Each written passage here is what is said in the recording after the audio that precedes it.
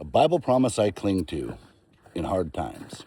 Well, the promise of eternal salvation, for accepting Jesus Christ as my Lord and Savior and being baptized and repenting of my sins. That promise that one day I'll get to see my son again and my grandparents, loved ones that I've lost, but especially getting to see my son again.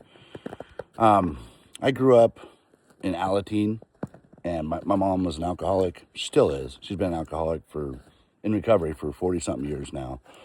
But one thing we learned in Alateen was, I can't, you can, I'll let you. Basically just giving the control over to God and leaving it in his hands.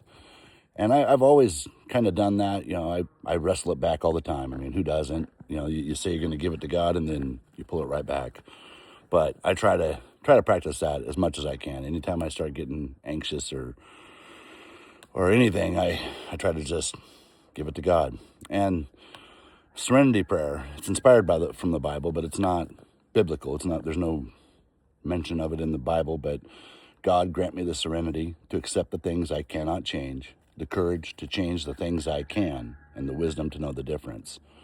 That's in my Bible or my prayer rotation all the time. I always pray that because I need his help always. And without Jesus and God in my life and trying to trust in them, I'm just a mess. So I definitely gotta give it to God as much as I possibly can and try not to take it back.